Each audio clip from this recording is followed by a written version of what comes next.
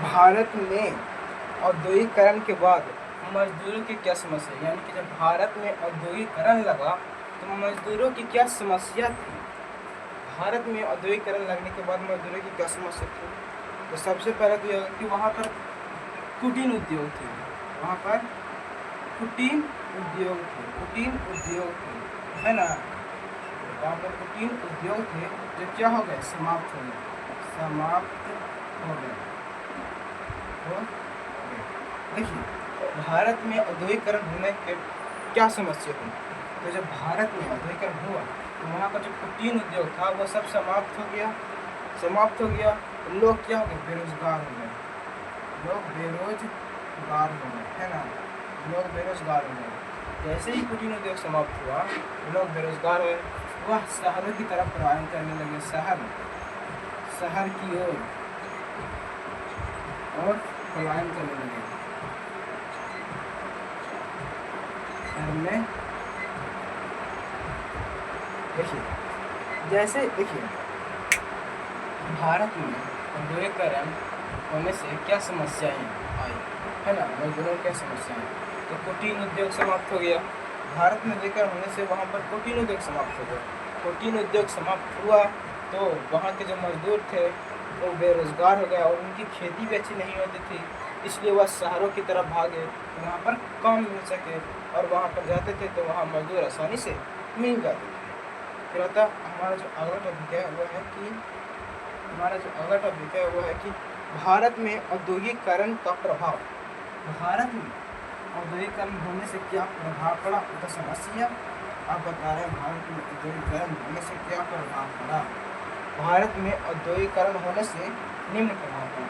पहला प्रभाव क्या पड़ा था, पहला था कि उद्योगों का विकास,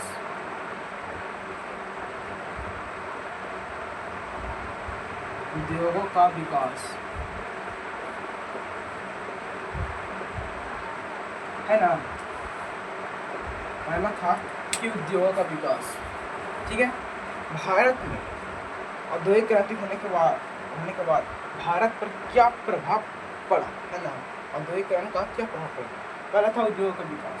देखिए वहाँ कई शहरों में कई कारखाने खुलने लगे और बड़े बड़े मशीन का उपयोग होने लगे। ये था पहला कारखाना, उद्योगों का विकास। दूसरा था नगरीकरण का विकास, नगरीकरण का विकास, नगरीकरण का विकास। दूसरा था नगरीकरण का विकास। नगरीकरण का विकास क्या था कि जब मजदूर गांव से शहर की ओर जाते थे कंपनी में काम करने के लिए, तो वहाँ बहुत से मजदूर आ जाते थे और धीरे धीरे वह स्थान क्या नगर के रूप में बदल जाता था। ये था दूसरा नगरीकरण का विकास। तीसरा है कुटीर उद्योग की अवनति। तीसरा कुटीर उद्योग की अवनति, है ना, कुटीर उद्योग की अवनति। कुटीर उद्योग की अवनति क्या है कि नए नए मशीनों का आविष्कार होने के कारण जो कुटीर उद्योग थे वो समाप्त हो गए। तो कुटीर उद्योग की अवनति।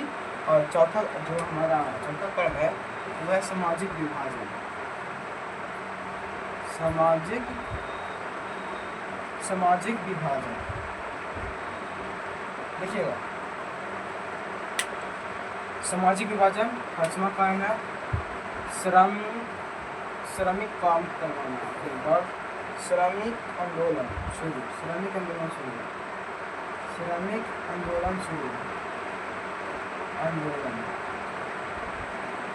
आंदोलन देखिएगा। हमने बताया कि भारत में औद्योगिकरण का क्या प्रभाव पड़ा। तो भारत में औद्योगिकरण का निम्न प्रभाव पड़ा। पहला कि उद्योगों का विकास। उद्योगों का विकास कैसे हुआ कि कई शहरों में बड़े बड़े कारखाने खुलने लगे और वहाँ पर मशीन का उपयोग होने लगा। यह है उद्योगों का विकास। नगरीकरण का विकास। नगरीकरण का विकास क्या है कि जब मजदूर गांव से कंपनी में काम करने के लिए जाते थे तो वहाँ पर मजदूरों की संख्या बढ़ जाती थी धीरे धीरे, और धीरे धीरे वह स्थान क्या नगर में परिवर्तन हो जाता था। तीसरा कुटीर उद्योग। कुटीर उद्योग क्या है कि बड़े बड़े कंपनियों के लगने से जो हमारा कुटीर उद्योग था वो समाप्त होने लगता था, ठीक है। चौथा सामाजिक विभाजन क्या है। तो समाज को दो भागों में बांट दिया था, एक पूंजीपति वर्ग और एक क्या, श्रमिक वर्ग। कहता है कि श्रमिक आंदोलन क्या है, देखिए। तो श्रमिक आंदोलन यह था कि श्रमिक आंदोलन पर निम्न कानून बनाया, श्रमिक आंदोलन शुरू होने से निम्न कानून बनाया गया। जैसे क्या था, तो बाल श्रम काम नहीं करवाना, यानी कि जो बालक था, छोटे छोटे बच्चे होते हैं, ठीक है, 12-13 साल के, उनसे काम नहीं करवाना है, गर्भवती महिलाओं से काम नहीं करवाना है। ये था एक आंदोलन का शुरू, है ना। और समय समय पर मजदूरों को क्या करना है, पढ़ाना है। यही था आपका भारत में औद्योगिकरण के प्रभाव। धन्यवाद। आज का क्लास देखा।